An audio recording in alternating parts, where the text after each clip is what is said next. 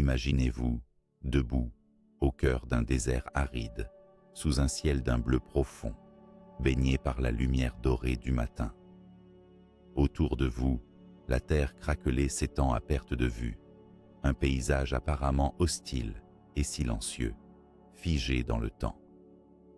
Mais voici qu'au détour d'un affleurement rocheux, votre regard capte une forme singulière, un éclat insolite qui tranche avec la monotonie des roches. C'est un bout d'os, exposé par l'érosion lente mais inexorable.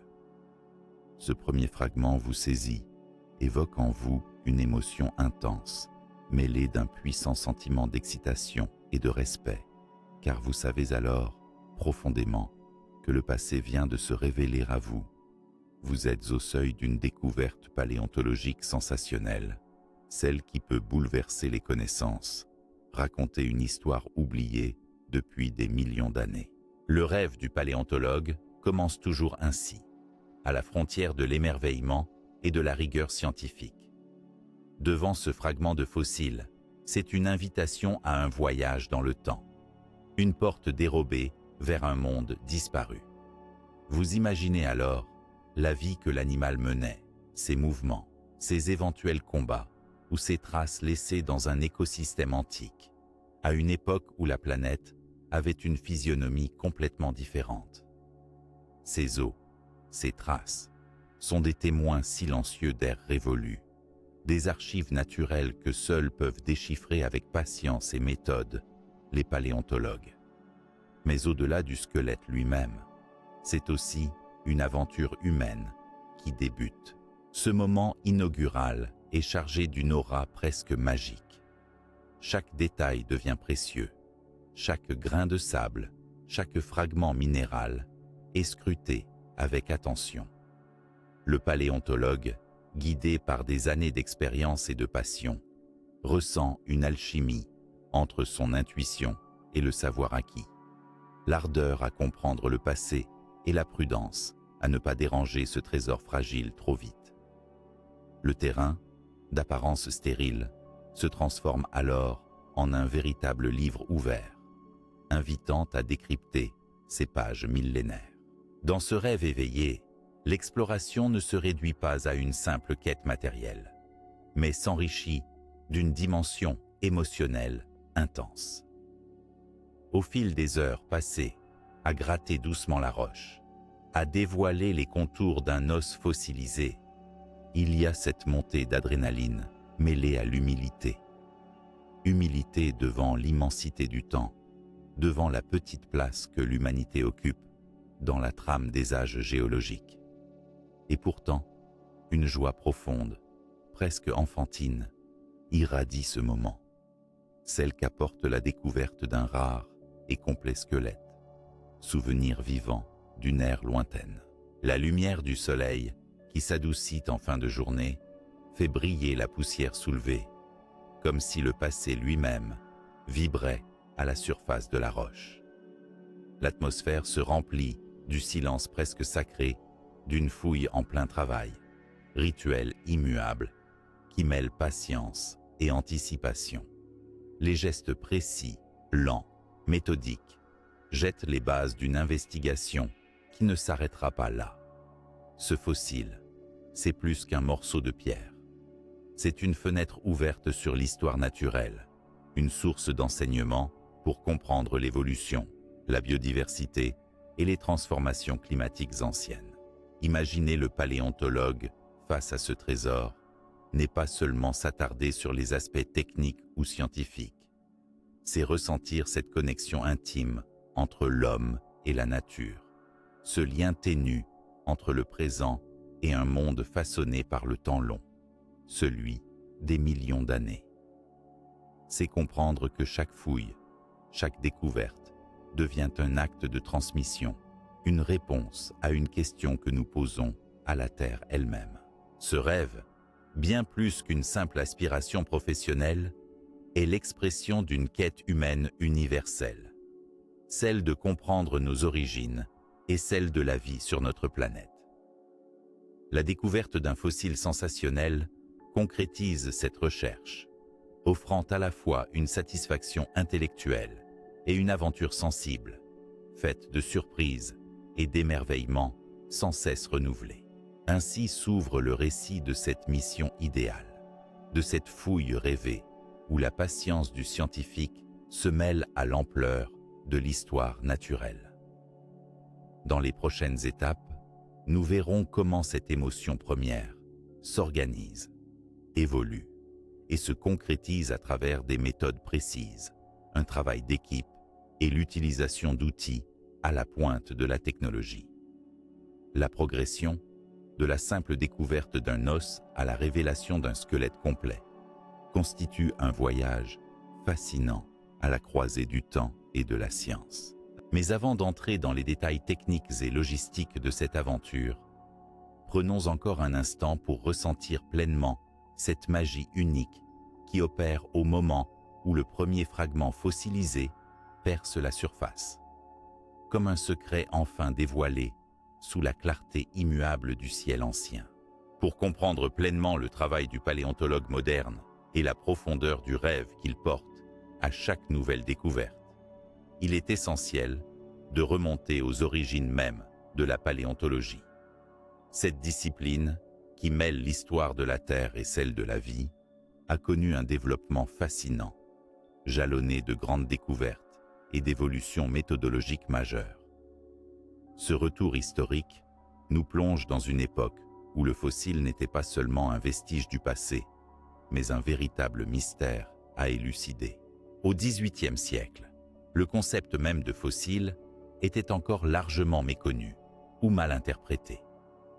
Dans les cabinets de curiosité, ces pierres étranges fascinaient autant qu'elles déconcertaient. Beaucoup voyaient en elles des caprices de la nature, parfois même des produits surnaturels.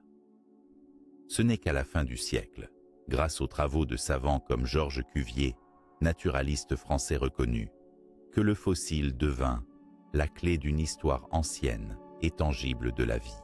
Cuvier est souvent considéré comme le père fondateur de la paléontologie. Sa démarche méthodique d'anatomie comparée permit de reconnaître que certains os fossilisés n'appartenaient pas aux espèces vivantes de son temps, mais à des animaux disparus. Une révolution scientifique sans précédent. Il démontra que la Terre avait connu des extinctions massives, rejetant ainsi l'idée d'une histoire immuable. Parmi ces découvertes marquantes figuraient notamment les restes de mammouths et de rhinocéros laineux, ainsi que ceux d'animaux marins préhistoriques comme le mosasaure. Au XIXe siècle, la paléontologie prit un essor spectaculaire, en particulier avec la découverte des premiers dinosaures.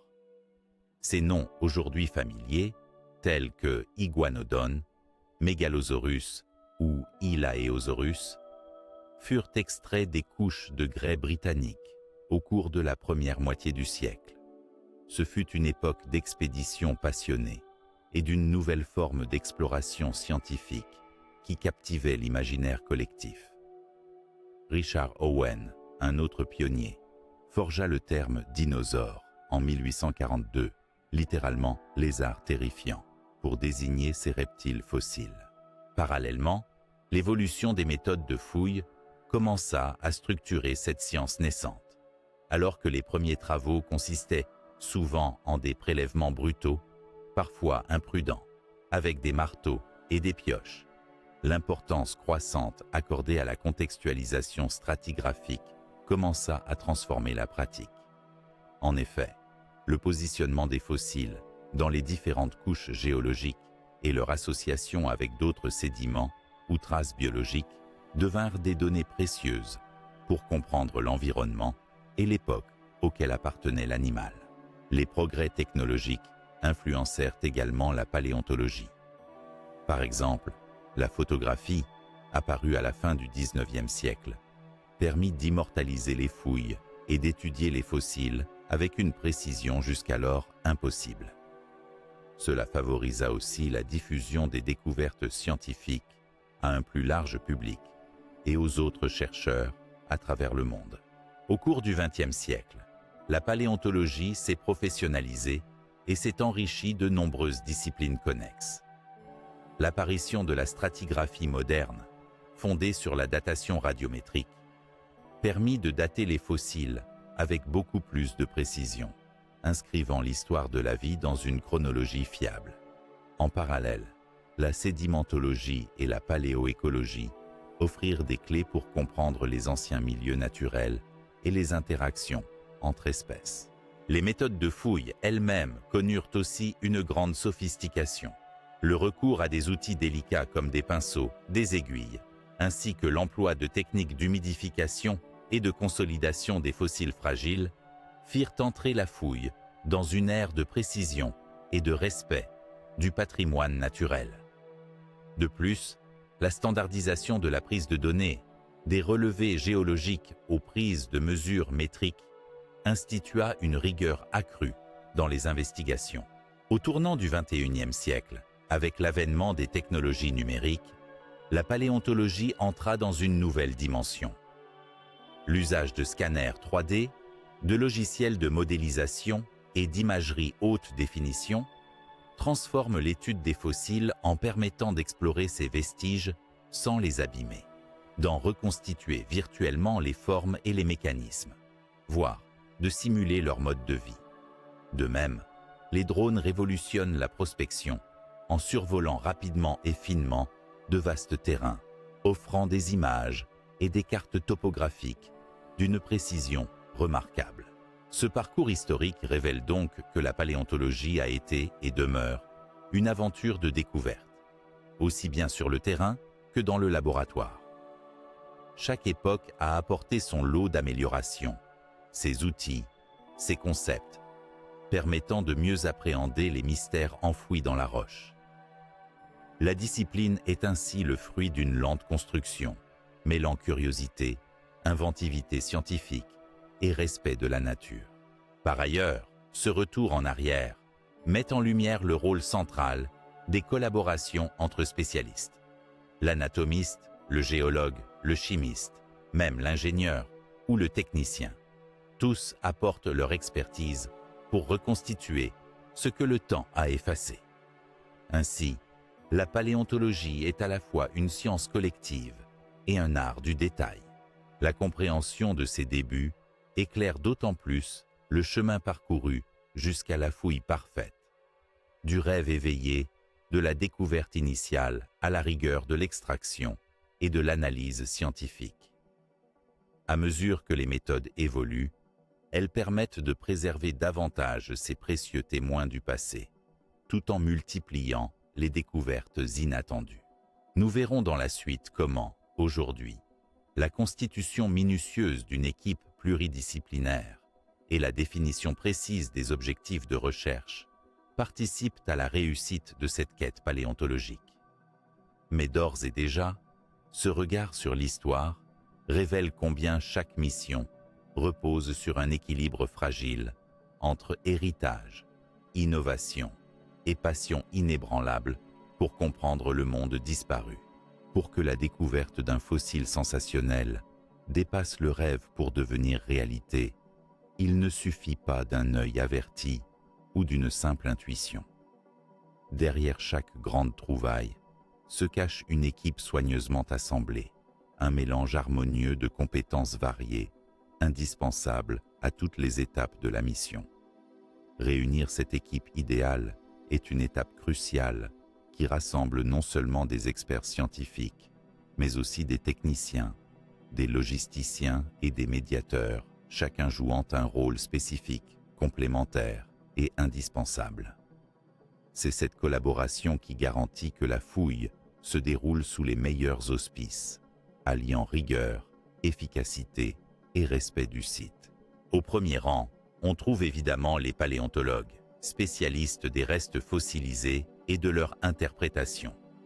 Ils sont les chefs d'orchestre scientifiques, à la fois experts en anatomie des vertébrés anciens, souvent familiers des différentes périodes géologiques, et dotés d'une solide culture en biologie évolutive.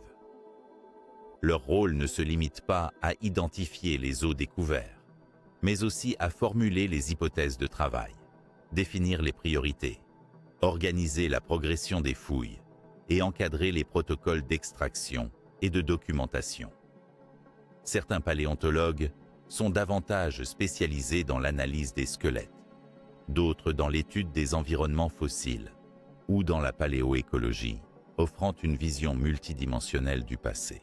À leur côté, les géologues occupent une place tout aussi fondamentale. Ce sont eux qui décrivent les terrains, identifient précisément les strates, interprètent la dynamique sédimentaire et apportent les clés indispensables à la compréhension du contexte géologique du site.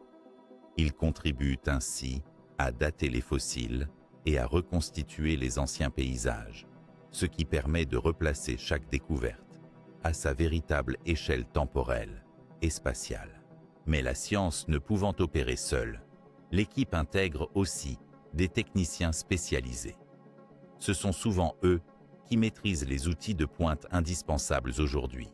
Drones pour survoler le terrain et cartographier en 3D, scanners laser, appareils photo haute définition et logiciels de modélisation numérique.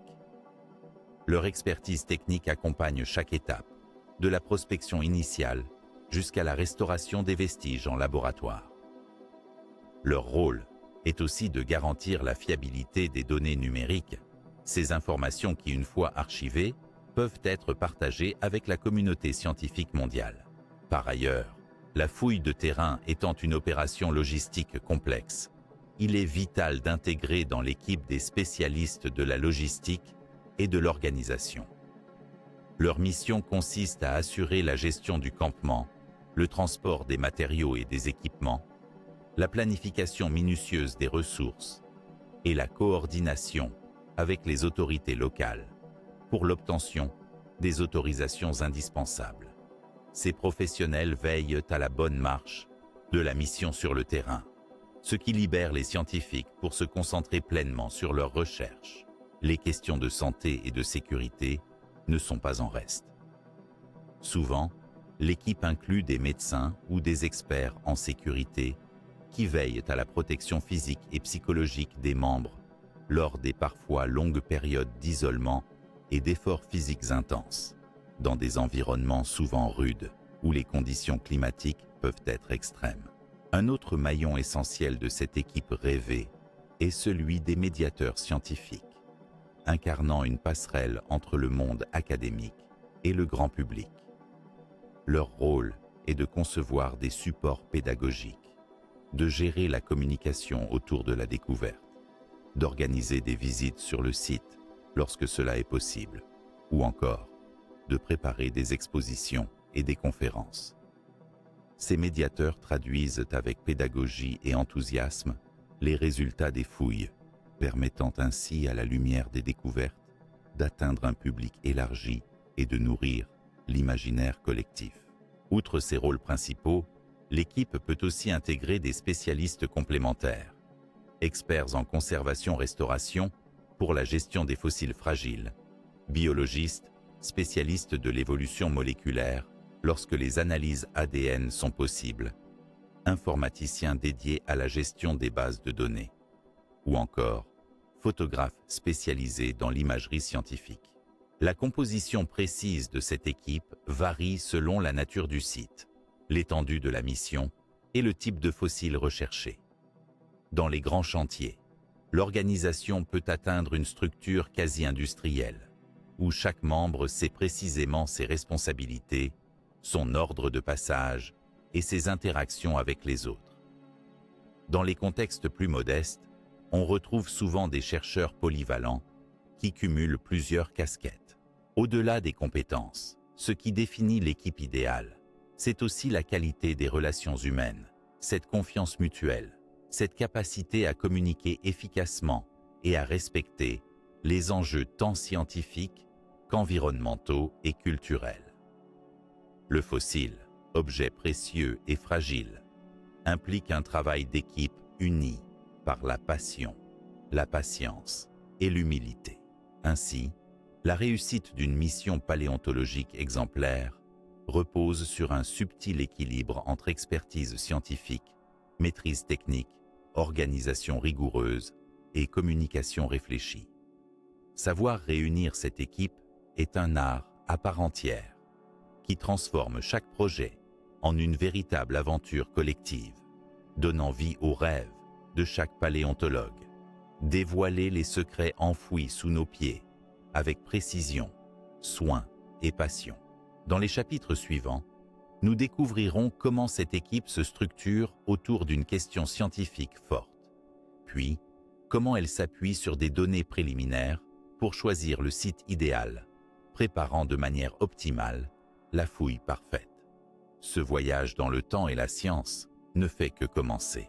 Définir une question scientifique forte est le socle même sur lequel repose toute mission paléontologique sérieuse.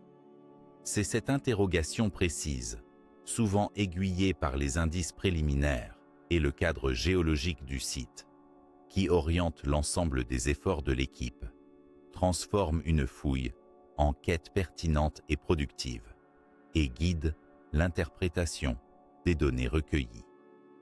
Ce questionnement, loin d'être anodin ou purement théorique, est le fil conducteur qui permet de donner sens à la recherche, d'inscrire la découverte dans une perspective plus large et de contribuer à notre compréhension de l'histoire de la vie sur Terre. Le point de départ peut être une grande question générale sur l'évolution ou l'écologie des organismes du passé. Comment vivaient ces animaux fossilisés? Quelle était leur place dans les écosystèmes anciens? Comment s'adaptaient-ils à leur environnement en transformation?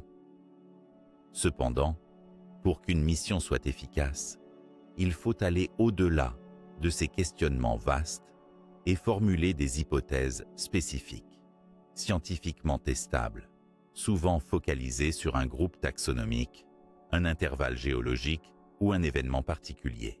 Par exemple, une équipe peut chercher à comprendre comment un groupe de dinosaures carnivores a évolué dans une région donnée, afin de déterminer leur niche écologique, leur mode de chasse ou encore les causes d'une éventuelle extinction locale. Une autre mission pourrait se concentrer sur la reconstitution des paléo-environnements à partir des fossiles et des sédiments disposés stratigraphiquement, cherchant à comprendre l'impact de bouleversements climatiques sur la biodiversité ancienne. Dans cette phase cruciale, les paléontologues s'appuient fréquemment sur une revue attentive de la littérature scientifique existante afin d'identifier les lacunes du savoir et de proposer des questions originales ou complémentaires. Ils intègrent également les données issues d'observations antérieures sur des sites proches ou comparables, ainsi que les analyses géochimiques, paléobotaniques ou paléoichnologiques qui offrent des pistes précieuses pour orienter la recherche. Cette formulation rigoureuse évite les tentatives trop générales, souvent disséminées et peu concluantes sur le plan scientifique. Elle permet d'optimiser les ressources, de concentrer la recherche sur des objectifs précis et de concevoir des protocoles méthodologiques adaptés, incluant le choix des outils de fouille, les modalités de prélèvement et les techniques d'analyse à privilégier au laboratoire. Par ailleurs, cette question scientifique forte doit être partagée clairement avec l'ensemble de l'équipe afin d'harmoniser les efforts et les compétences. Elle sert aussi de base pour communiquer à l'extérieur, que ce soit auprès des bailleurs de fonds, des autorités en charge de la préservation des sites ou du grand public, en soulignant l'importance, l'intérêt et le potentiel impact des recherches envisagées. Un exemple concret pourrait être la mission cherchant à comprendre la vitesse d'évolution morphologique d'un dinosaure herbivore à partir de l'étude comparative des formes squelettiques retrouvées sur plusieurs couches géologiques successives. Ou bien encore, une investigation portant sur l'analyse des traces de blessures sur des os fossiles, en vue d'élucider les comportements sociaux, les mécanismes de défense ou les interactions entre espèces contemporaines. Définir une question forte implique donc un équilibre entre ambition scientifique et réalisme opérationnel, prenant en compte les contraintes du terrain, la fragilité des vestiges et la possibilité d'obtenir des résultats exploitables. Cette étape de réflexion préalable est au cœur du processus paléontologique, car elle transforme la fouille d'une simple quête matérielle en une véritable exploration intellectuelle du passé. Enfin, cette étape s'inscrit dans une démarche évolutive et réflexive. À mesure que la fouille progresse, que de nouvelles données émergent, la question initiale peut être révisée, affinée, amplifiée ou parfois même entièrement repensée, telle une conversation entre le paléontologue et le temps lui-même, où chaque découverte nourrit et fait progresser la connaissance globale. Ainsi se dessine peu à peu le cadre de la fouille parfaite. Une équipe pluridisciplinaire réunie autour d'une interrogation puissante, délimitée, prête à scruter la roche, à recueillir un à un les morceaux parfois épars d'un puzzle vieux de millions d'années. La prochaine étape sera de consacrer nos outils et nos savoirs à l'analyse préliminaire des données géologiques et paléontologiques à distance, pour conforter encore cette quête et identifier le site idéal où poser la première pierre de cette aventure scientifique. Avant même de poser le pied sur le site de fouille, la phase d'analyse préliminaire des données géologiques et paléontologiques à distance s'impose comme une étape incontournable. Cette phase initiale permet non seulement de mieux cerner l'environnement géologique, mais aussi d'évaluer le potentiel scientifique du terrain, réduisant ainsi les incertitudes et orientant efficacement la préparation de la mission. En ce sens, elle constitue un véritable travail d'investigation préalable, alliant technologie de pointe et expertise scientifique avant la confrontation directe avec le terrain. La première source d'informations considérable vient de l'étude des cartes géologiques et des archives scientifiques. Ces documents, souvent numérisés et accessibles via des bases de données nationales et internationales, contiennent des renseignements précis sur la stratigraphie, la nature des roches, les formations sédimentaires, ainsi que les données déjà collectées sur la faune et la flore fossile locale. Ils permettent de dresser un premier panorama du contexte chronostratigraphique, essentiel pour situer dans le temps les fossiles potentiels. Complémentaire de ces approches traditionnelles, l'imagerie satellitaire joue aujourd'hui un rôle majeur. Grâce aux satellites équipés de capteurs multispectraux, thermiques ou radars, il est possible d'identifier des formations géologiques spécifiques, de repérer des anomalies de surface ou des affleurements rocheux rarement visibles à l'œil nu. Ces images à haute résolution offrent une précision exceptionnelle quant à la topographie et à la composition des sols, permettant de détecter d'éventuelles zones d'intérêt à distance. En complément, les technologies de télédétection, associées à l'analyse d'images aériennes plus classiques issues de drones ou d'avions, permettent d'étudier les variations du relief ou les traces anciennes d'érosion et de dépôt. Cette approche pluridimensionnelle livre des informations sur la dynamique géologique passée, révélant des éléments clés pour l'étude paléontologique, notamment les secteurs où des sédiments anciens ont pu préserver des fossiles dans de bonnes conditions. Par ailleurs, les bases de données paléontologiques, regroupant les découvertes antérieures, recensées dans la région ou dans des zones géographiquement comparables, fournissent un aperçu des espèces déjà identifiées et des lacunes éventuelles dans la connaissance. Cette recherche bibliographique minutieuse constitue un socle pour affiner la question scientifique de la mission, en ciblant par exemple un groupe d'espèces peu explorées, une période géologique spécifique, ou en cherchant à valider certaines hypothèses d'évolution. La collecte et la synthèse de ces données à distance sont souvent réalisées à travers des systèmes d'information géographique, ou SIG, qui permettent d'intégrer des couches multiples de données, géologiques, topographiques, paléontologiques et environnementales, dans un même espace cartographique dynamique. Cet outil facilite la visualisation globale, la superposition et l'analyse spatiale, aidant à identifier les zones prioritaires pour la fouille future. La complétion de cette phase d'analyse initiale passe également par la consultation d'experts locaux ou d'institutions scientifiques ayant déjà opéré dans la région. Ces partenariats peuvent fournir des informations précieuses sur les conditions techniques du terrain, les contraintes administratives ou des données non publiées qui enrichissent la compréhension globale. Au terme de cette étape de préparation, l'équipe dispose d'une cartographie précise, d'une liste des espèces cibles éventuelles et d'une compréhension fine des risques et opportunités. Cela permet d'élaborer un plan d'intervention réfléchi, conciliant ambition scientifique et réalité logistique. D'un point de vue émotionnel, cette phase à distance intensifie le suspense et l'anticipation. C'est un moment où le paléontologue, devant ses écrans, développe un rapport intime avec l'invisible. La vie ancienne, présente sous les couches sédimentaires, enfouie mais proche.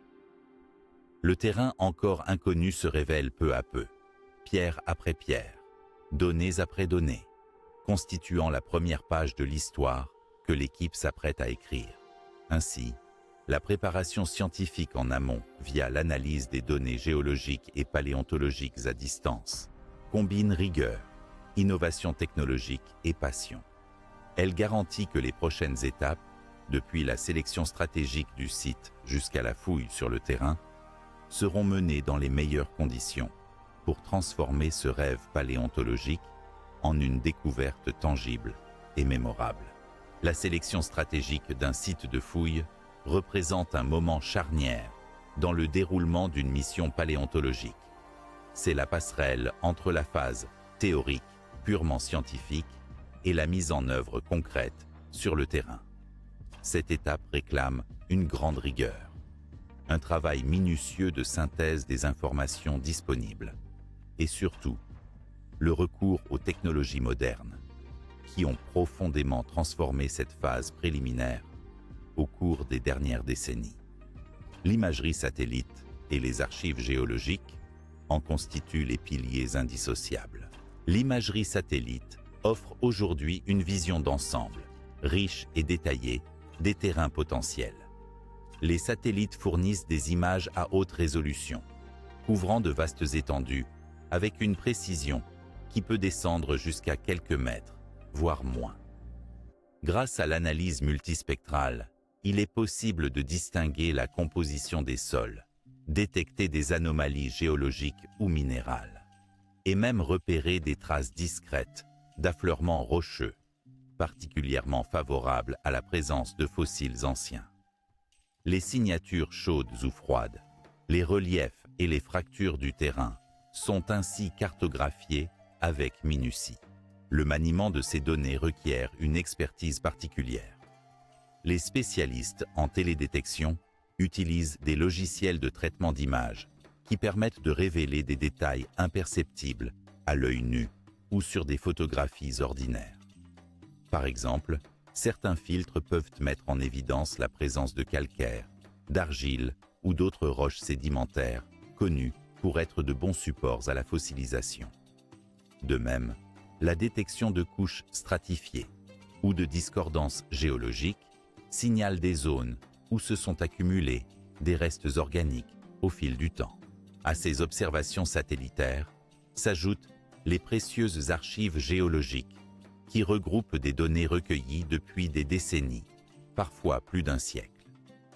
Il peut s'agir des relevés de terrain historiques, des rapports d'exploration, des collections d'échantillons et fiches descriptives, ou encore des études stratigraphiques détaillées. Grâce à la digitalisation progressive de ces ressources, l'équipe scientifique peut effectuer des recoupements entre les terrains connus et l'imagerie récente pour valider ou infirmer les hypothèses sur l'aptitude d'un site à receler des fossiles remarquables. Les archives incluent aussi souvent des données sur les découvertes paléontologiques antérieures. Ces informations, formalisées dans des bases de données spécialisées, permettent d'éviter la redécouverte inutile de gisements déjà explorés, ou au contraire, d'attirer l'attention sur des zones peu fouillées mais prometteuse. En croisant ces données avec l'imagerie satellite, une cartographie prospective des sites potentiels peut être dressée avec une précision impressionnante. L'intégration des données satellites et géologiques se fait généralement à travers des systèmes d'information géographique, SIG, dont les capacités de superposition et d'analyse spatiale sont aujourd'hui incontournables. Ce logiciel rassemble en couches toutes les informations issues des différentes sources et permet de moduler la sélection du site selon des critères multiples. Accessibilité du terrain, niveau de conservation géologique, variabilité des couches sédimentaires, contraintes climatiques et politiques, entre autres.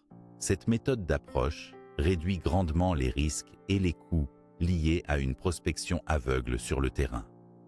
En effet, les fouilles paléontologiques impliquent des ressources humaines, matérielles et financières considérables. Une sélection optimisée du site garantit que l'équipe se concentrera sur un lieu où les chances de faire des découvertes significatives sont maximales. Par ailleurs, les images satellites permettent aussi d'identifier des zones inaccessibles ou protégées, indispensables à respecter pour la conservation du patrimoine naturel et culturel, ainsi que les règlements législatifs locaux. Elles facilitent la négociation avec les autorités et communautés locales, situant la mission dans un cadre éthique et respectueux. Au-delà des aspects purement pratiques, cette sélection stratégique agit aussi sur le plan symbolique et émotionnel. Pour le paléontologue, c'est comme un jeu d'indices et de révélations, où la Terre elle-même révèle par fragments l'emplacement de ses secrets les mieux gardés, invitant l'équipe à creuser, au sens propre comme au figuré, l'histoire enfouie. Ainsi, à partir des images lointaines et des archives précieuses, se dessine concrètement le terrain d'une aventure paléontologique. Cette étape prépare la prochaine phase, celle de l'organisation logistique et de l'installation sur place, qui donnera corps au rêve du paléontologue. Entre technologie et nature, passion et méthode. Elle est la première pierre sur laquelle reposera la fouille parfaite, celle qui pourra révéler un squelette complet. Témoignage rare et puissant du passé lointain. Après avoir identifié le site de fouilles idéal, grâce à des analyses minutieuses mêlant imagerie satellite et archives géologiques, vient le moment délicat et fondamental de l'organisation logistique. Cette étape est l'armature invisible qui soutient toute la mission, garantissant que les conditions sur le terrain soient optimales pour mener à bien les fouilles dans le respect des contraintes scientifiques, environnementales, humaines et administratives. Chaque détail compte, depuis le choix des équipements jusqu'à la gestion du temps, en passant par l'installation du campement et l'obtention des autorisations nécessaires. La préparation commence par une liste exhaustive des équipements indispensables. Le matériel classique comprend bien sûr les outils traditionnels de fouille, pelles, truelles, pinceaux fins, spatules, mais aussi des instruments plus sophistiqués comme les pics délicats, les outils à main pour dégager la roche autour des fossiles sans risquer de les endommager, ou encore des kits de consolidation pour renforcer les os fragiles sur place. À cela s'ajoutent des équipements modernes, indispensables aujourd'hui. Scanners portables, appareils photo haute résolution, drones pour la cartographie du terrain, stations GPS pour enregistrer précisément chaque découverte. Il faut aussi prévoir du matériel pour la documentation systématique, carnets, tablettes numériques, dispositifs de stockage des données. Ensuite, l'organisation du campement est essentielle. Celui-ci doit concilier fonctionnalité, sécurité et confort minimum afin que l'équipe puisse travailler dans de bonnes conditions, même dans des environnements parfois rudes ou isolés. En fonction de la nature et de la durée de la mission, le campement peut aller d'une simple base de tente légère à un véritable campement mobile, équipé de structures modulaires, permettant la conservation temporaire des fossiles, des zones de vie, de repas et de repos, voire des espaces de premiers soins. Le choix de l'emplacement tient compte de la proximité du site, mais aussi de la disponibilité en eau potable, de l'orientation pour optimiser l'ombre et la protection contre les intempéries, et de l'accès aux voies de communication. Les autorisations administratives et légales jouent un rôle majeur. Chaque pays, voire chaque région, possède ses propres règles concernant les fouilles archéologiques et paléontologiques, visant à protéger le patrimoine naturel et culturel. Ainsi, avant toute intervention, il est indispensable d'obtenir les permis de recherche, les autorisations de terrain, ainsi que d'établir des partenariats avec les autorités locales, les institutions de recherche et parfois les communautés autochtones. Ces démarches impliquent souvent un dialogue approfondi, la présentation d'un projet scientifique clair et le respect de contraintes environnementales strictes. Par ailleurs, ces échanges renforcent parfois la dimension éthique et pédagogique de la mission. La gestion du temps est un autre facteur central. Les campagnes de fouilles sont généralement limitées dans leur durée, souvent par les conditions climatiques, chaleur extrême, pluie saisonnière ou saison des tempêtes, et par les contraintes logistiques liées à l'approvisionnement des vivres et des matériels. L'équipe doit donc planifier rigoureusement chaque phase: installation, prospection, fouille, extraction et conditionnement des fossiles, relayés par la gestion des imprévus. Il est courant de décomposer la mission en objectifs journaliers, hebdomadaires et mensuels, afin d'optimiser le rendement tout en ménageant l'endurance des scientifiques et techniciens. La coordination des ressources humaines rejoint cette gestion du temps. Chaque membre de l'équipe sait précisément son rôle, mais la planification prévoit aussi des plages dédiées à la pause, à la maintenance des équipements, aux échanges scientifiques et à la documentation. S'ajoute à cela la gestion des risques sanitaires et la préparation aux éventuels accidents, souvent organisés avec des protocoles de secours et la disponibilité de matériel médical de base. La logistique de l'approvisionnement est également un défi majeur. Les vivres, l'eau, les carburants, les pièces de rechange pour les instruments électroniques, les matériaux de consolidation, tout doit être calculé avec rigueur pour éviter les ruptures. Souvent, les sites éloignés nécessitent l'intervention d'hélicoptères ou de véhicules tout-terrain pour le transport. La protection environnementale impose en outre d'organiser la collecte et l'évacuation des déchets, en minimisant l'impact de la mission sur le site et ses alentours. Enfin, la dimension numérique est de plus en plus prégnante. La gestion et la sauvegarde régulière des données scientifiques, images, mesures, coordonnées GPS, exigent des solutions robustes et sécurisées, avec parfois des systèmes de transmission satellite, pour assurer une communication continue avec les laboratoires de référence. Dans cet équilibre entre savoir-faire ancien et technologie moderne, entre préparation minutieuse et capacité d'adaptation, s'incarne l'essence même d'une fouille parfaite. L'organisation logistique n'est pas une simple étape préparatoire, mais le socle qui permet à la passion scientifique de s'exprimer pleinement sur le terrain, dans le respect du patrimoine et des hommes. À l'issue de cette organisation rigoureuse, l'équipe est prête à s'installer sur le terrain, à entraîner son regard sur le paysage, à déchiffrer les premiers indices visibles, entrant alors dans le véritable cœur de l'aventure paléontologique. L'arrivée sur le terrain marque le début concret de la mission paléontologique, le moment où les analyses à distance et la préparation minutieuse laissent place au contact direct avec la nature, aux sensations tactiles de la roche et aux premiers repérages visuels, fondamentaux pour orienter efficacement les fouilles. C'est aussi une phase d'installation, d'adaptation à un environnement parfois isolé ou exigeant, qui conditionne le déroulement de toute l'expédition.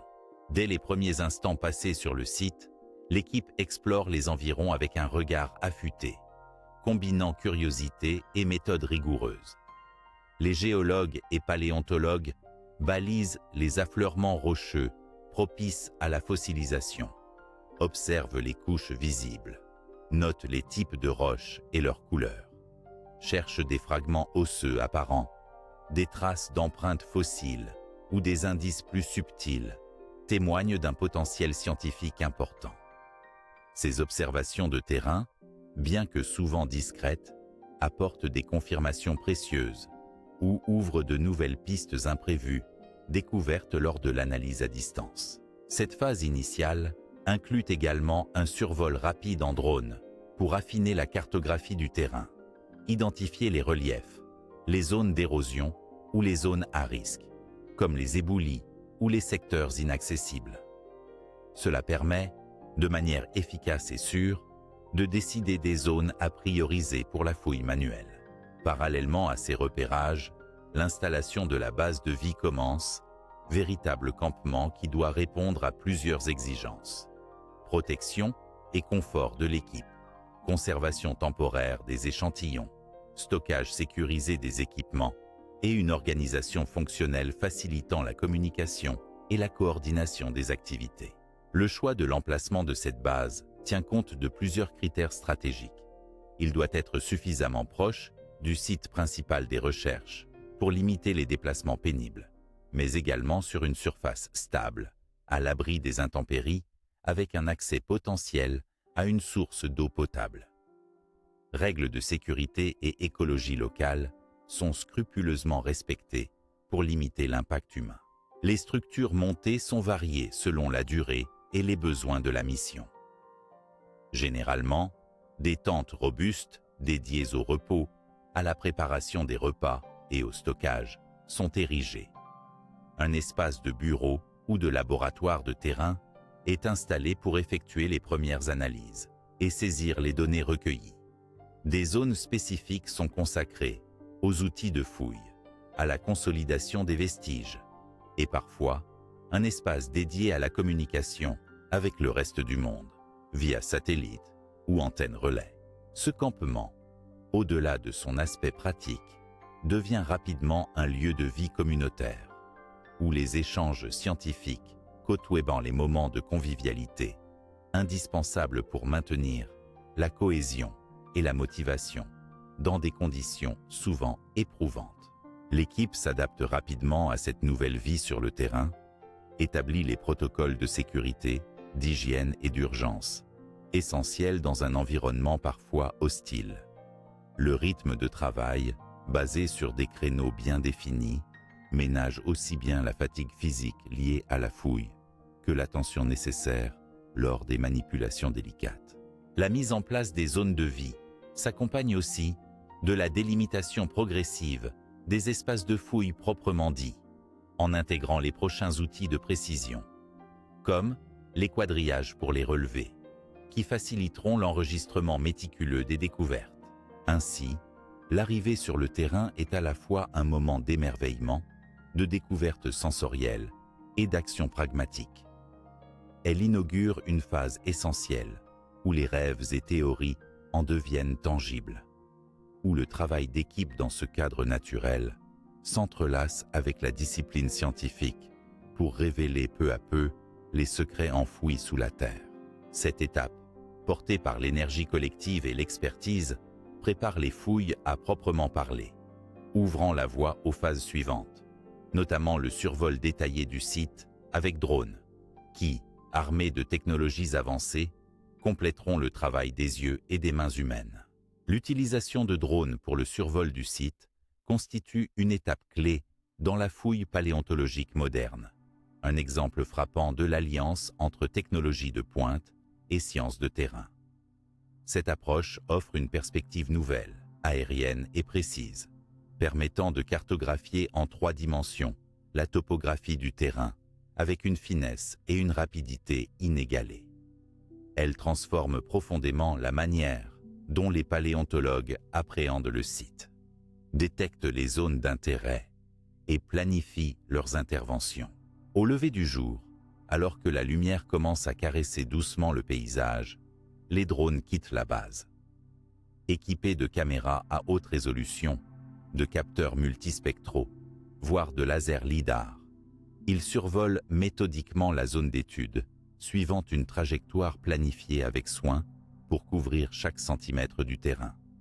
Cette mission automatisée génère une multitude d'images qui, une fois assemblées, forment une carte photogrammétrique ultra détaillée. Grâce au lidar, il est possible de créer un modèle numérique de terrain, révélant les moindres nuances du relief, même sous une végétation parcellaire ou une surface apparemment homogène. Ces cartes 3D sont bien plus que de simples représentations visuelles. Elles permettent d'identifier des structures géologiques cachées, des variations dans la composition des sols, des fissures ou des affleurements que l'œil humain pourrait facilement manquer. En paléontologie, ces observations topographiques fournissent d'importants indices. Des zones où la roche est moins érodée, ou des couches sédimentaires spécifiques affleurent, ou encore des secteurs accessibles et propices aux fouilles. Le survol par drone évite également des déplacements potentiellement fatigants et risqués pour l'équipe sur le terrain. Certains secteurs sont difficilement accessibles à pied, exposés à des pentes abruptes ou à des sols instables. Les drones sécurisent donc l'inspection et optimisent la prospection en un temps record. Ces prises de vue sont ensuite intégrées dans les systèmes d'information géographique, SIG, permettant la superposition des données satellites, géologiques et maintenant aériennes, établissant ainsi une cartographie complète, riche et facilement exploitable. Ces cartes servent de support pour délimiter précisément les zones qui méritent une attention particulière lors de la fouille manuelle. Au-delà des données objectives, le regard du paléontologue est aussi nourri par cette exploration aérienne, qui déclenche une nouvelle forme d'émotion et d'anticipation. Voir se dessiner sous ses yeux la configuration exacte du site, avec ses aspérités et ses reliefs, c'est comme découvrir une géographie secrète du passé, une invitation à l'exploration qui dépasse le seul aspect scientifique.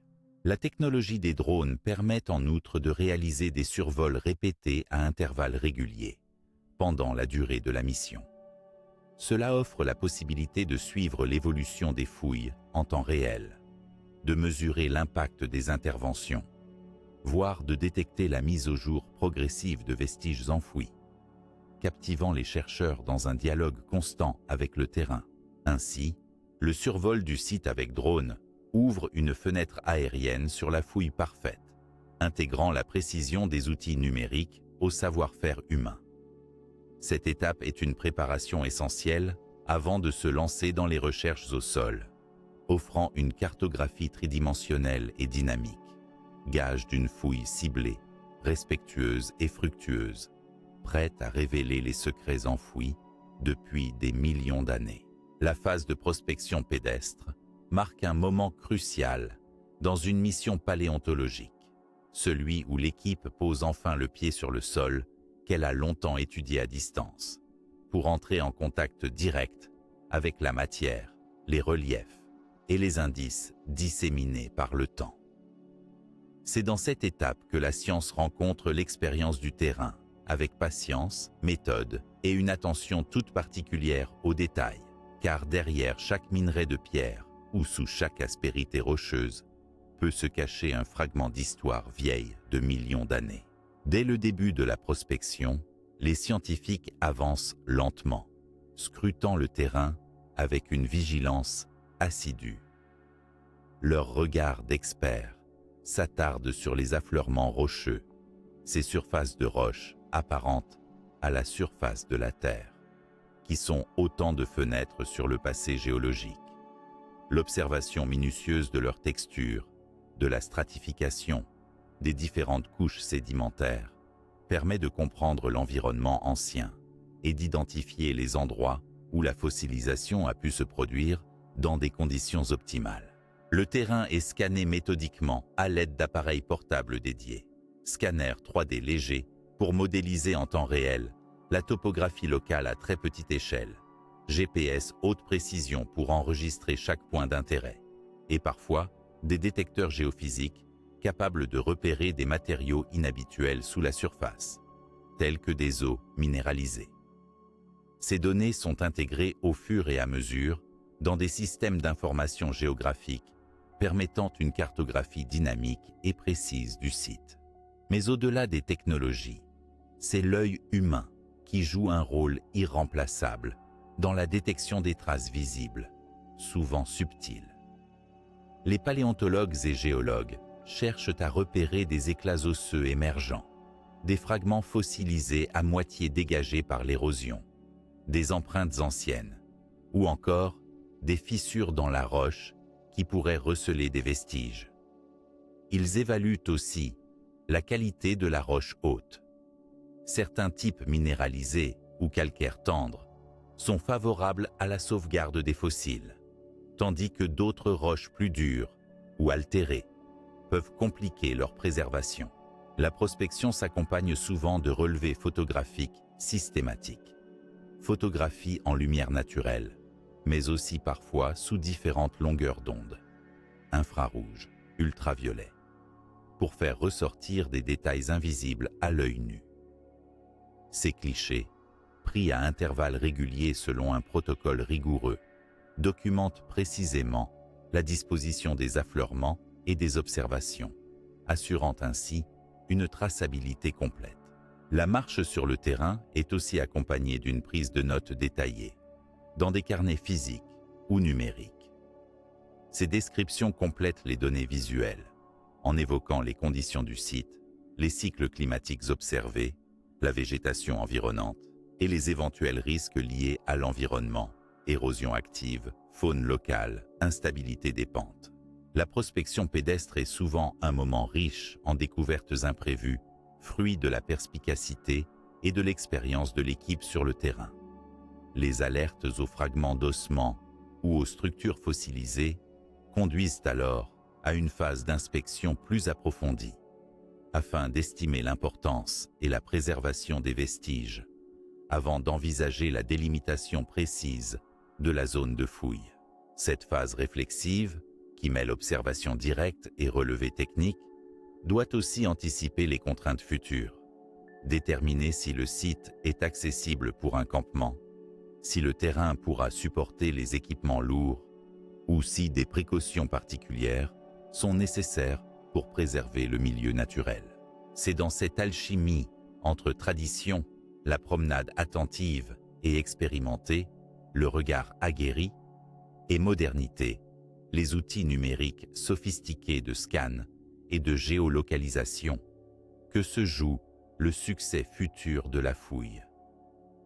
Cette exploration minutieuse est la première étape concrète d'une longue collaboration avec la Terre, qui permettra de découvrir et préserver un jour des fossiles extraordinaires, témoins silencieux mais puissants de la vie ancienne.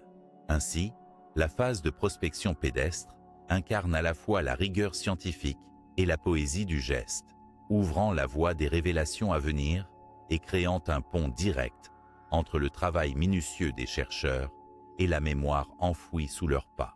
Une fois les premières observations prometteuses effectuées lors de la prospection pédestre, et après avoir repéré les endroits susceptibles de receler des vestiges importants, la prochaine étape cruciale consiste à délimiter précisément la zone de fouille. Cette phase garantit que les travaux sur le terrain s'inscrivent dans un cadre méthodique et rigoureux, essentiel pour la qualité scientifique des résultats obtenus. La mise en place d'un carroyage de haute précision est l'outil fondamental qui permet de structurer les fouilles, d'assurer une localisation exacte de chaque découverte et de faciliter la restitution ultérieure. L'établissement de ce carroyage débute par la définition des limites exactes de la zone à explorer, en tenant compte des observations préliminaires, des contraintes géographiques et logistiques et des objectifs scientifiques. Ces limites sont matérialisées sur le terrain par des jalons visibles, souvent des piquets plantés dans le sol, reliés par des fils ou des cordelettes, formant un quadrillage. Cette délimitation sert de référence fixe, indispensable pour coordonner les opérations futures et pour assurer que les fossiles ne soient pas déplacés ou extraits hors contexte. Le quadrillage est ensuite subdivisé en unités plus petites, généralement appelées carrés de fouilles, dont les dimensions peuvent varier selon la nature du site et les objectifs de la mission, mais restent souvent comprises entre 1 mètre carré et quelques mètres carrés. Chaque carré est numéroté et cartographié précisément, permettant une gestion rigoureuse de la localisation des découvertes. Pour garantir une précision optimale, la mise en place du carroyage s'appuie sur des instruments géodésiques modernes, tels que le GPS différentiel, et encore, dans certains cas, des stations totales optiques qui mesurent les positions avec une précision au centimètre, voire au millimètre près. Cette exactitude est primordiale lorsqu'il s'agit d'étudier non seulement les pièces fossiles elles-mêmes, mais également leur agencement spatial dans la matrice rocheuse, facteur clé pour comprendre l'environnement, les interactions entre espèces ou les événements ayant conduit à leur enfouissement. La gestion du carroyage permet de documenter avec une grande finesse chaque étape du dégagement, en associant systématiquement les données collectées à une position géographique précise. Cette méthode renseigne non seulement la localisation, mais aussi la profondeur et l'orientation des vestiges, chaque critère enrichissant les hypothèses scientifiques et rendant possible la reconstitution fidèle des scènes anciennes. Au-delà des aspects techniques, ce quadrillage apporte une structure qui organise le travail en équipe. Chaque fouilleur se voit attribuer des zones spécifiques, évitant ainsi les confusions ou chevauchements. Cela favorise aussi la sécurité, car le périmètre est clairement défini, permettant une circulation efficiente et maîtrisée. Enfin, ce carroyage sert également de base pour les mesures photographiques et la prise de vue en 3D in situ, qui exigeront le respect strict de la géométrie spatiale définie. Ces supports visuels, associés au carnet de terrain, constituent un dossier exhaustif indispensable pour les étapes ultérieures d'analyse et de publication scientifique. Ainsi, la délimitation exacte et méthodique de la zone de fouille, appuyée par un carroyage de haute précision, est non seulement un gage de rigueur, mais aussi la promesse d'une fouille menée dans le respect des standards scientifiques les plus exigeants. Elle donne forme à l'étape tangible, où le rêve paléontologique se mue en travail rigoureux et passionné, ouvrant la voie à la découverte et à la révélation des secrets enfouis du passé. La fouille manuelle représente sans aucun doute la phase la plus délicate et minutieuse d'une mission paléontologique. Elle incarne l'alliance entre patience, savoir-faire ancestral et rigueur scientifique, au cœur de laquelle chaque geste compte pour préserver l'intégrité des fossiles et extraire des données précieuses sur le passé. Cette étape, bien que ponctuée par les avancées technologiques, demeure fondamentalement un travail d'artisan, où les outils traditionnels et les techniques progressives jouent un rôle essentiel. La panoplie des outils traditionnels, bien qu'apparente simple, a été soigneusement adaptée pour répondre aux exigences spécifiques des fouilles paléontologiques. Parmi eux, les pinceaux de tailles diverses sont indispensables pour enlever délicatement la poussière et les particules fines qui recouvrent les vestiges. Leurs poils souples évitent toute abrasion ou pression excessive qui pourrait abîmer la surface fragile des os. Les spatules et petits couteaux à lame fine servent à écarter les sédiments durs par couches fines, permettant un dégagement progressif, tout en assurant le respect des contours du fossile. Les burins de précision et les pointes métalliques, parfois aussi appelées aiguilles, sont employés pour travailler dans des endroits très restreints ou dans des zones dures à atteindre, et ainsi dégager les os sans les heurter. La truelle, plus large, est utilisée pour l'enlèvement des couches supérieures lorsque la roche est meuble, tandis que le marteau et le burin sont réservés aux premières phases, lorsque la roche est plus compacte, toujours avec une extrême précaution. De petits ciseaux ou lames peuvent compléter cet arsenal pour des découpes précises. Ces outils ne sont jamais employés brutalement, mais dans une progression méthodique. La technique de dégagement progressive consiste à travailler par strates successives, très fines, en retirant au fur et à mesure les matériaux, tout en observant constamment la structure sous-jacente.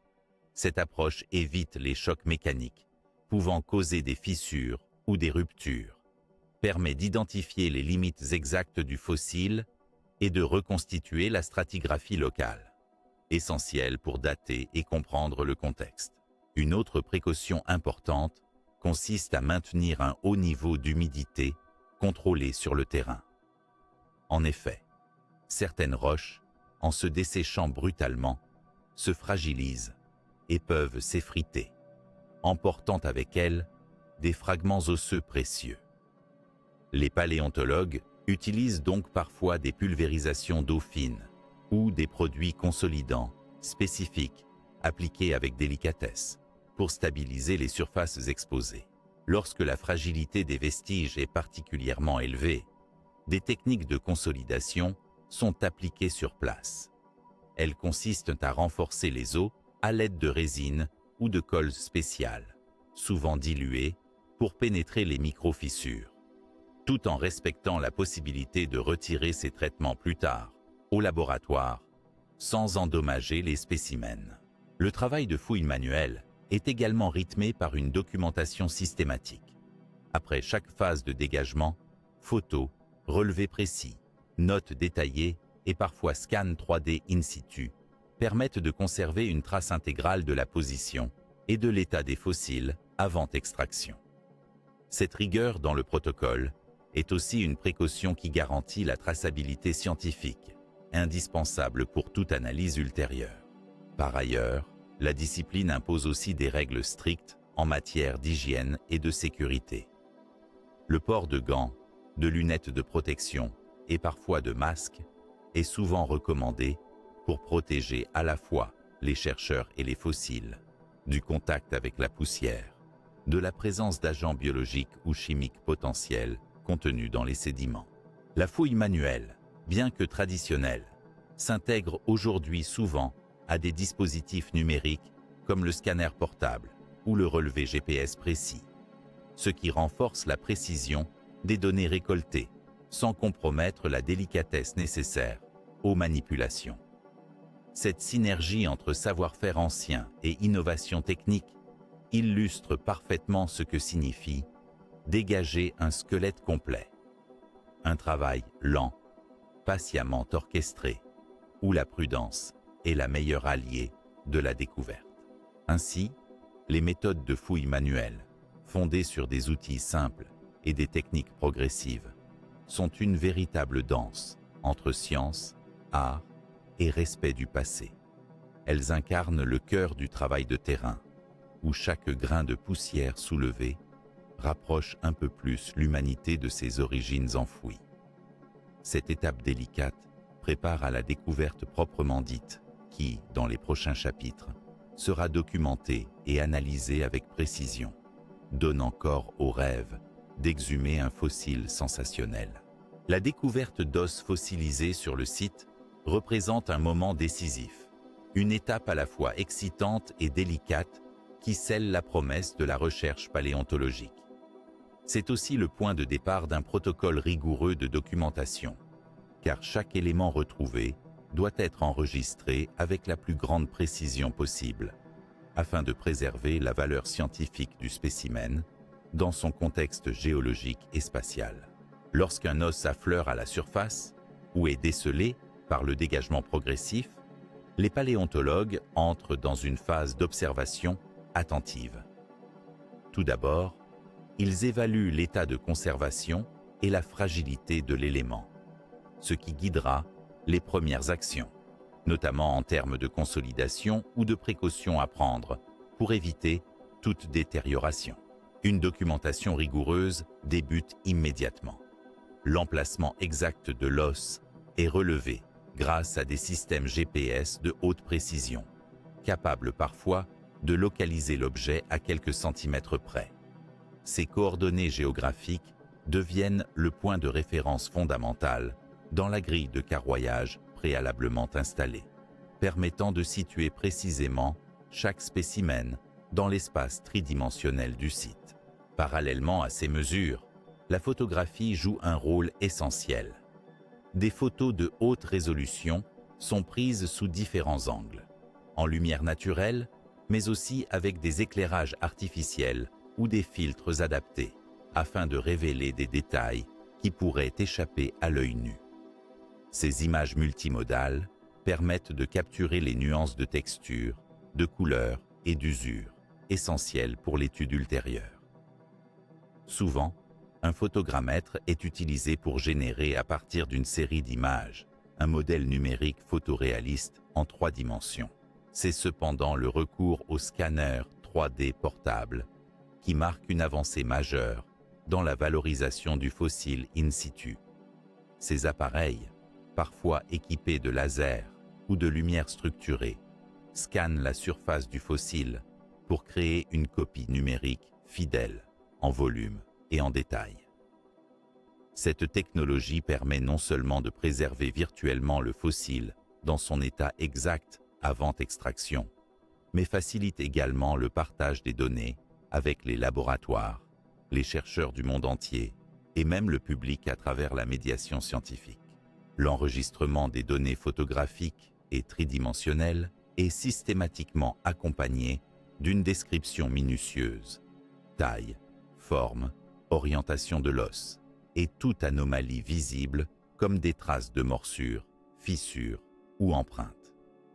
Le contexte géologique immédiat est également noté, incluant la nature des sédiments entourant l'os, leur texture et leur couleur, afin d'enrichir l'analyse paléo-environnementale. Ce protocole exclut toute extraction hâtive. Le fossile est avant tout un témoin archéologique qu'il faut respecter dans son intégrité. On procède donc d'abord à une parfaite documentation pour maximiser les informations avant tout contact physique qui pourrait altérer la position ou l'état. En parallèle, l'équipe veille à la traçabilité complète de chaque élément.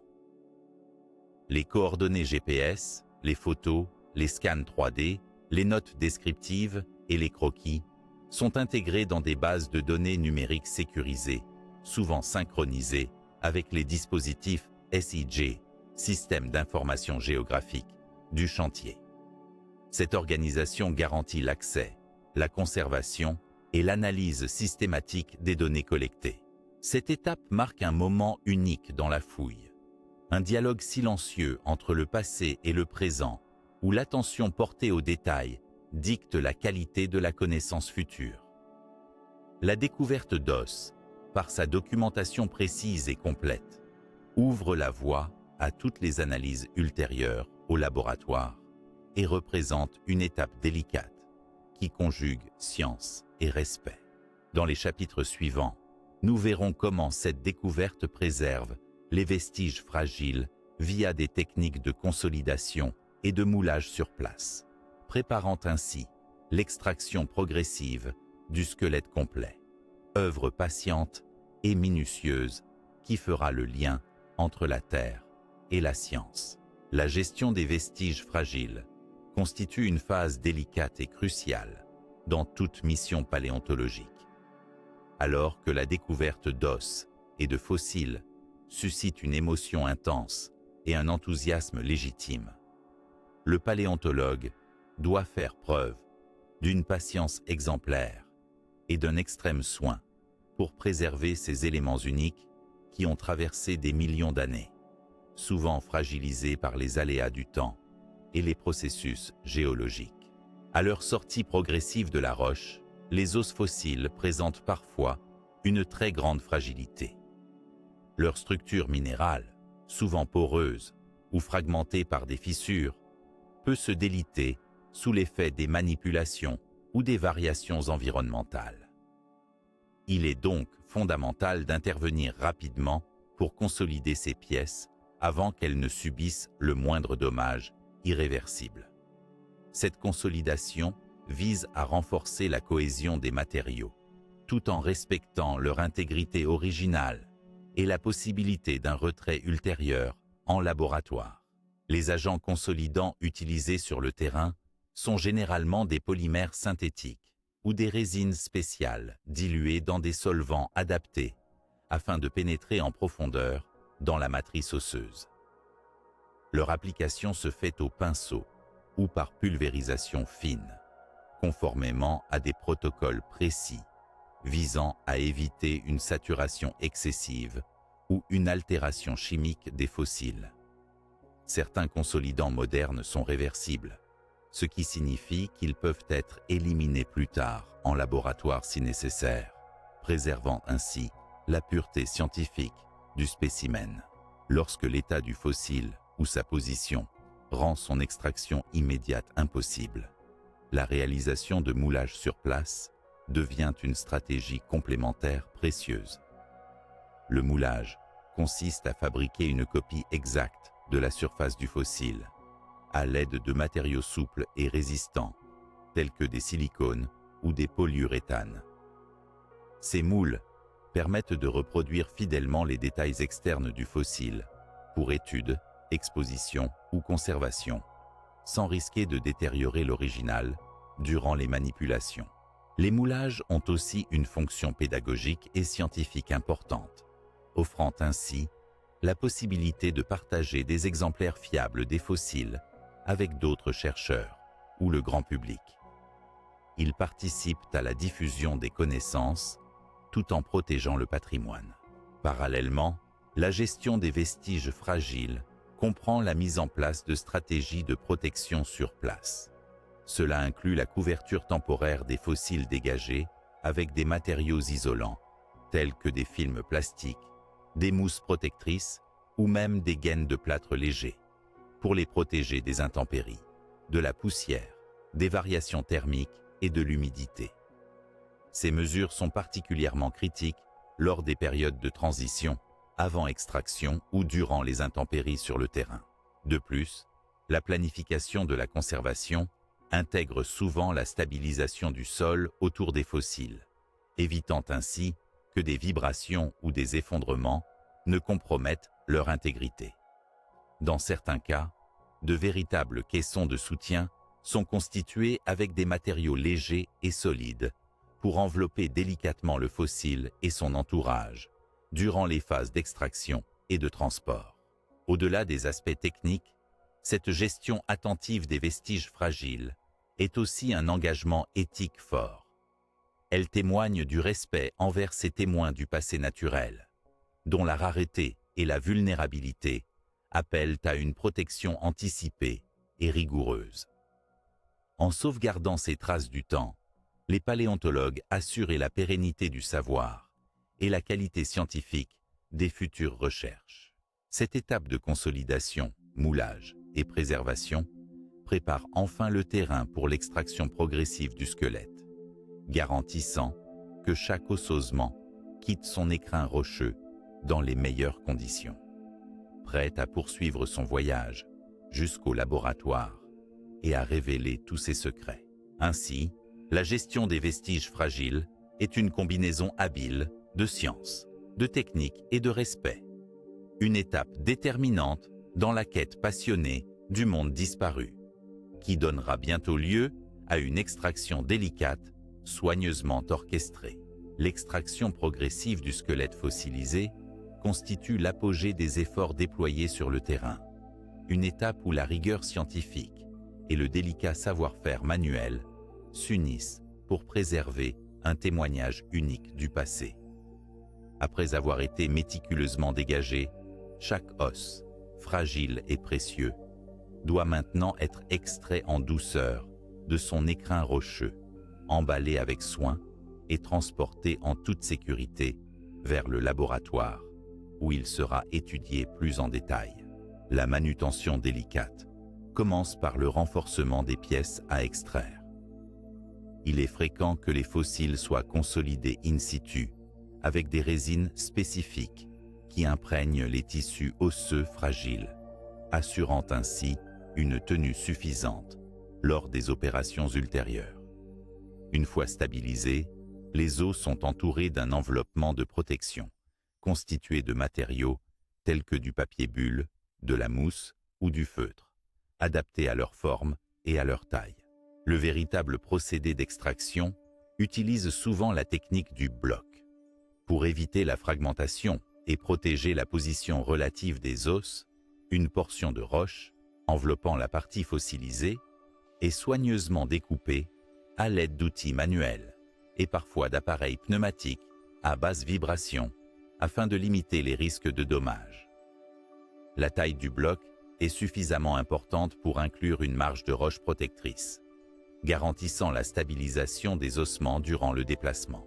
Lorsque les blocs sont prêts, ils sont enveloppés dans des couches successives de plâtre humide, constituant un véritable moule externe rigide. Cette coque sert à protéger le fossile et la matrice fragile à l'intérieur, tout en facilitant le transport. Pendant la phase de séchage, certains matériaux isolants sont placés entre le plâtre et le fossile pour éviter tout contact direct et les risques d'abrasion. Le transport des blocs s'effectue avec une organisation méticuleuse. Sur le terrain, ils sont déplacés à l'aide d'équipements adaptés, brouettes renforcées, chariots tout-terrain, voire treuils et palans pour les blocs particulièrement lourds ou difficiles d'accès. L'attention portée à la stabilité physique des fossiles prime, chaque mouvement étant contrôlé pour éviter choc, vibration ou chute. Lorsqu'il s'agit de transporter le précieux chargement vers des laboratoires parfois éloignés, le conditionnement avancé prend le relais.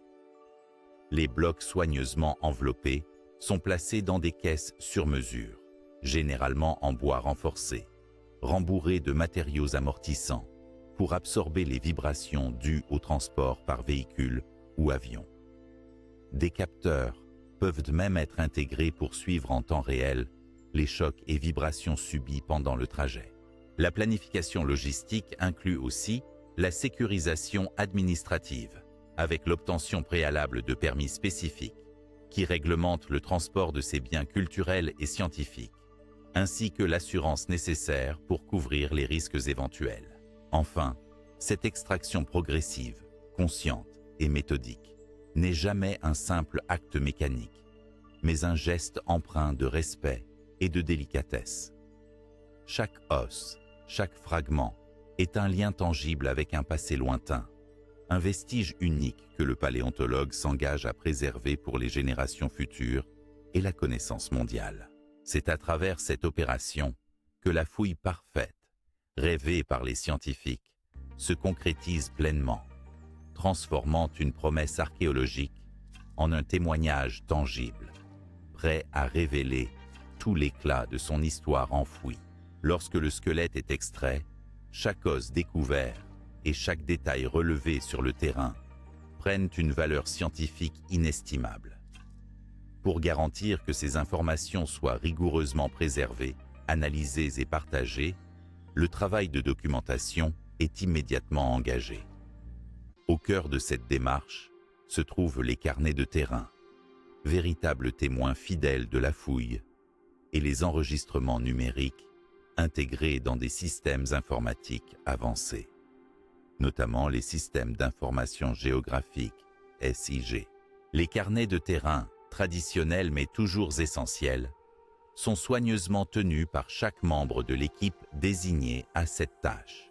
Ils consignent des notes précises sur la position, la description des fossiles, les conditions du sol, les anomalies observées, les coordonnées de chaque trouvaille et les étapes successives du dégagement.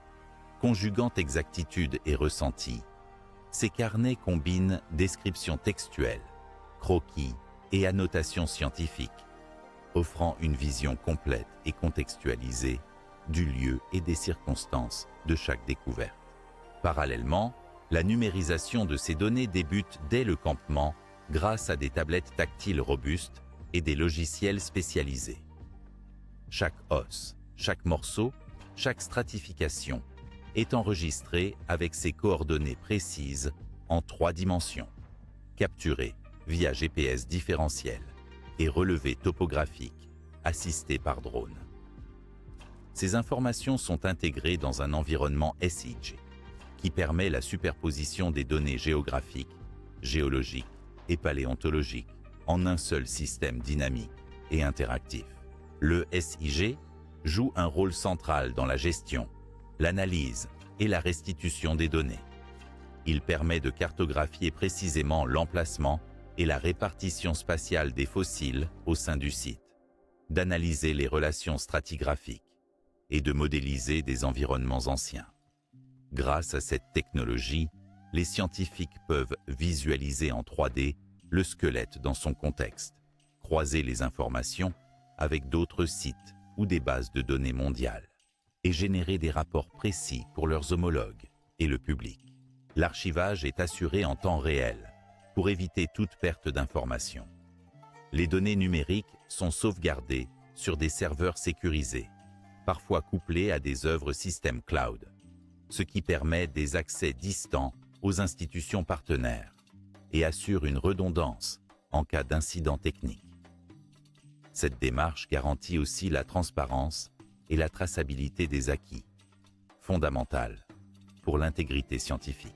La combinaison de la tenue méticuleuse des carnets physiques, de l'enregistrement numérique précis et de l'intégration dans le SIG constitue un pilier fondamental de la fouille moderne. Elle reflète le souci permanent d'allier tradition et innovation, conscience scientifique et respect du patrimoine. Ainsi, chaque découverte sur le terrain est instantanément inscrite dans le réseau complexe de connaissances paléontologiques, prête à être étudiée, compilée et partagée, faisant du carnet de terrain et du SIG les prolongements indispensables de la main du chercheur. À la croisée du passé et du futur, le transfert des fossiles nouvellement extraits vers le laboratoire constitue une étape aussi cruciale que délicate dans le parcours scientifique d'une découverte paléontologique. Ce moment marque la transition entre le terrain sauvage, où les os étaient encore enfouis, puis délicatement dégagés, et l'environnement contrôlé du laboratoire, espace où l'observation fine, l'analyse et la conservation poussent plus loin la connaissance. Mais pour préserver l'intégrité du matériel, le transfert s'accompagne d'un protocole rigoureux, articulé autour du suivi minutieux, de la mise en quarantaine et des premières évaluations détaillées. Dès la sortie du terrain, chaque bloc de roche contenant des restes fossiles est catalogué avec un soin méticuleux. Les informations précédemment collectées, coordonnées GPS exactes, description du contexte, photographie et scan 3D in situ, sont associées à des codes uniques apposés sur les emballages. Ce marquage exige une traçabilité infaillible pour assurer qu'aucune pièce ne soit égarée ou mal identifiée lors du transport. Le matériel est ensuite chargé dans des caisses spécialisées, renforcées et amorties, conçues pour absorber les vibrations et les chocs. En fonction de la destination, laboratoire régional, national ou international, le transport peut impliquer plusieurs modes: véhicule tout-terrain, avion ou même bateau. Chaque mode est préparé afin de minimiser les risques, avec par exemple des cales anti-vibration, des mesures de température et d'humidité contrôlées, ainsi que des protocoles de manutention stricts. À l'arrivée au laboratoire, intervient une phase dite de mise en quarantaine. Cette précaution, similaire à une forme de mise en isolement, permet d'évaluer minutieusement l'état du matériel avant toute manipulation approfondie.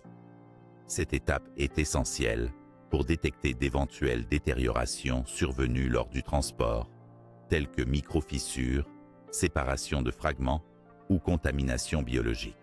Durant la quarantaine, des examens non invasifs sont effectués, souvent avec des instruments d'imagerie avancés, radio, scanner 3D ou même tomographie par ordinateur, afin d'obtenir une vision complète de l'intérieur des blocs sans intervention mécanique.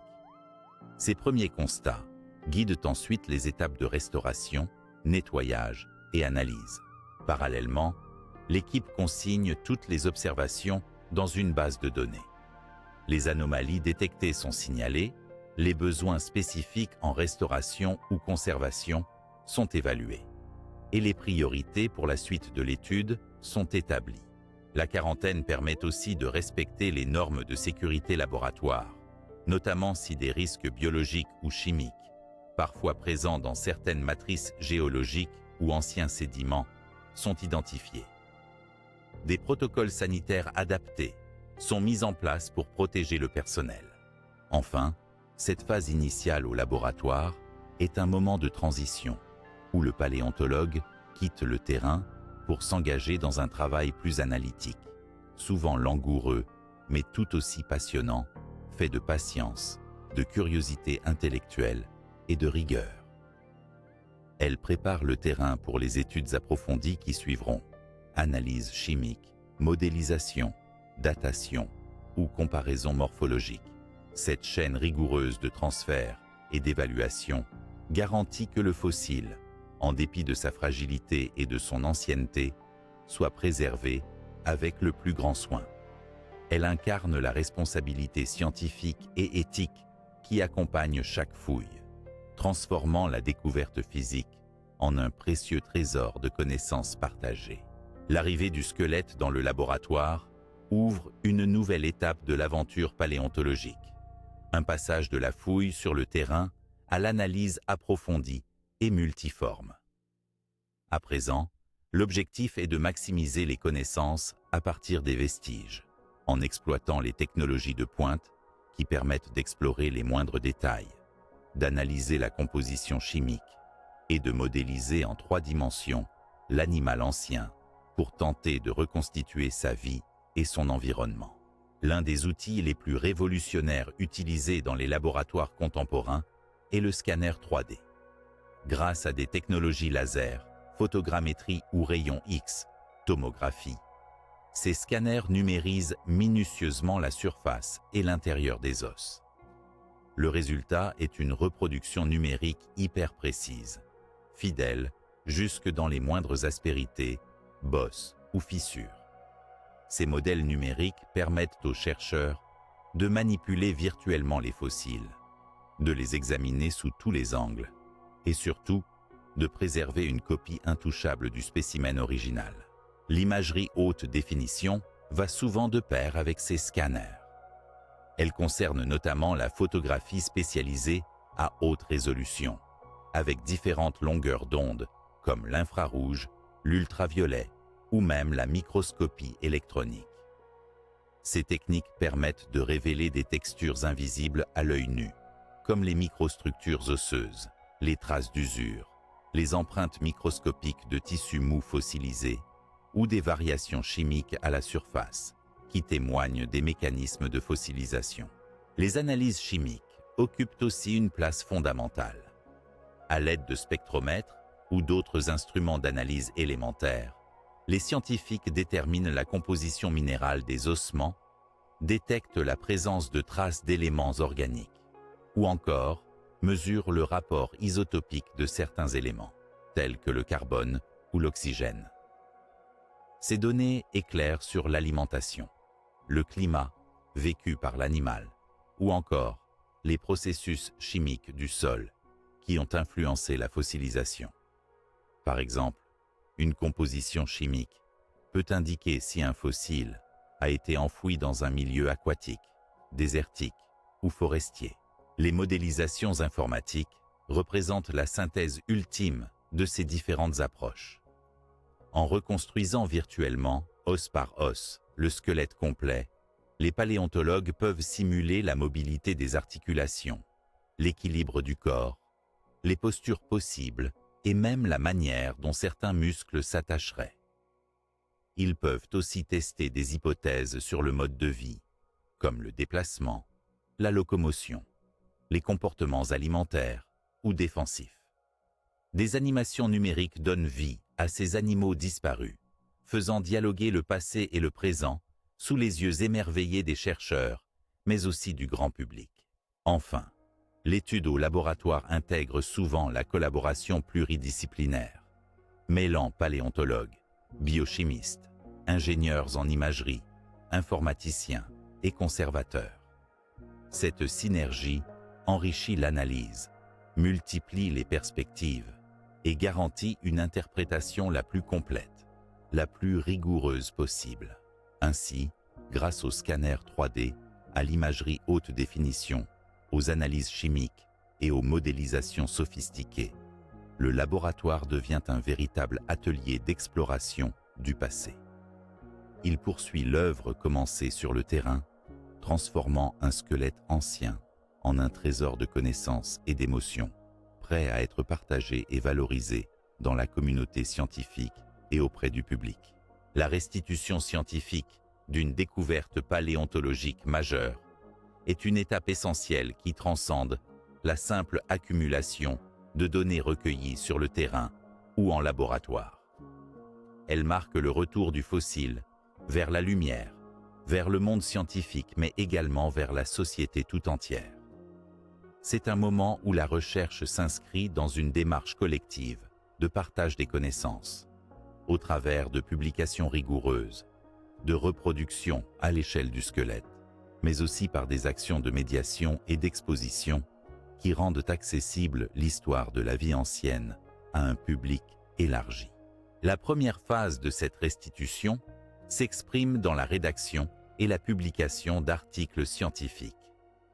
Ces publications, souvent validées par des pairs au sein de revues spécialisées, présentent le squelette découvert, le contexte géologique et paléontologique, les méthodes employées pour la fouille et l'analyse, ainsi que les résultats interprétatifs. Elles constituent la pierre angulaire de l'échange scientifique, nourrissant le débat, invitant à la critique constructive et à la collaboration internationale. Grâce aux avancées modernes, ces publications sont souvent enrichies d'illustrations numériques, de scans 3D et de modèles interactifs, qui facilitent la compréhension et ouvrent de nouvelles perspectives d'études. Parallèlement, la reproduction à l'échelle réelle du squelette découvert constitue une véritable prouesse technique et pédagogique.